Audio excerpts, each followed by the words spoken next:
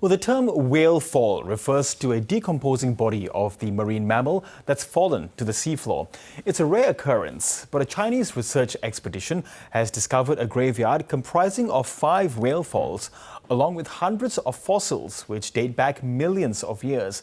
Now, the remains were found at the bottom of the Indian Ocean, around 1,600 kilometers off the coast of Western Australia. And the first fossils were found in a geological feature called the Dordrecht Deep. Well, for more on this discovery, I'm joined live from Sri Lanka by marine biologist Asha De Vos. Asha, good to have you with us. Now, firstly, for a marine scientist like yourself, how significant is the discovery of this whale graveyard? This is incredible. You know, we always throw around the statement, it's like finding a needle in a haystack, but this literally is, because you're thinking of deep sea that's thousands, tens of thousands of square kilometers, and we're looking within that for a carcass of a whale that may be tens of meters, right? So the fact that you stumble upon something like this and not find one, but find this entire sort of spectrum of them, so many species, so many, it's incredible. Yeah, it sounds like a bit of a jackpot. There must have been quite an element of luck, for that Chinese expedition to have come across this graveyard. Absolutely. So typically whale falls, they're not unknown. They do exist. There are about 70 places on the planet that we've documented them, but they are chance encounters. Typically, researchers going out to do some deep sea expedition come upon a whale fall and sort of kind of then dig deep. But typically it'll be one, right? That tells us about a moment in time. And this is something much more than that. It was 32 submersible dives over 1,200 kilometers that has revealed so much. Yeah, so some of the fossils that were also found there, some were dating more than 5 million years old. How could they have been preserved underwater for so long? So this is a really interesting place. So this is the this trench, right? One of the key factors is that there's very low sedimentation rate. So that means that these whale falls, the carcasses, the skeletons haven't been smothered and covered up, but it helps to preserve them. Also, they found that some of these bones had ferromanganese oxide, which sort of prepares a coating along the bone, which means it kind of protects it from the elements outside. So these are two things that actually were very key to preserving what we're seeing here. And so it's amazing. They were able to recover a number of these bones as well that they can then do more research on. And that preservation also helped to discover a previously unknown extinct species of beaked whale. So what can you tell us about that from these initial findings that are there? So I think the most important thing to remember is that we know very little about beaked whales in general, right? Even the species that roam our oceans today are incredibly elusive, very hard to get to know because they're very skittery, they're very deep diving animals.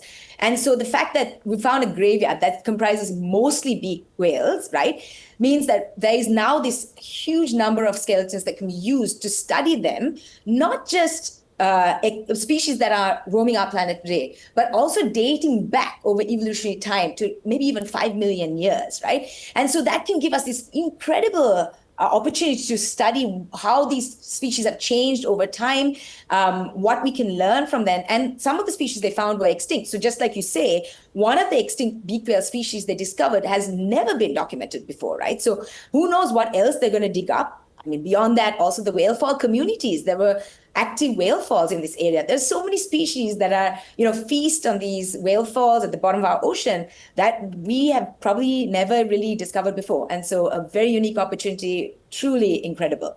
And is this part of the Indian Ocean, the Diamantina zone, known to home or possibly home more prehistoric fossils and remains of more recent dead whales? So it seems like this is in a unique place, right? This trench is V-shaped, so it sort of potentially funnels any carcasses that are coming down. Interestingly, most of the carcasses and most of the skeletons are beaked whales. Beaked whales tend to dive deep, but they go to maybe about 1,000 meters deep very comfortably to forage, but some of them can go down to 3,000. But that's them pushing their physiological limits, right? So When you push your physiological limits, that can sometimes end in mortality. Then what might happen is that this carcass might then just start to sink, and the funneling of this zone, this V-shaped zone, might kind of tend to concentrate these carcasses in this trench. But there were a couple of other species that were also found, parts of a sei whale and Antarctic minke whale. Now, these are not species that are known to dive to such depths. They go to maybe 50 meters, 150 meters foraging, right?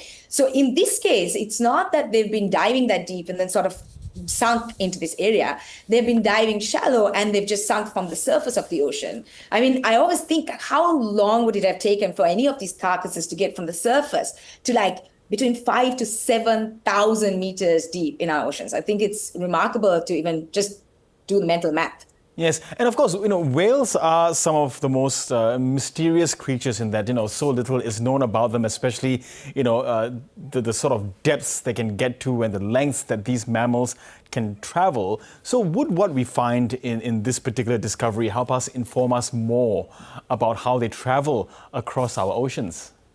Yeah, absolutely. So when you see a concentration like this, it sort of indicates, particularly because it's predominantly beaked whales, right? It's an indicator that this is a high use zone. It's almost like a highway for these beaked whales.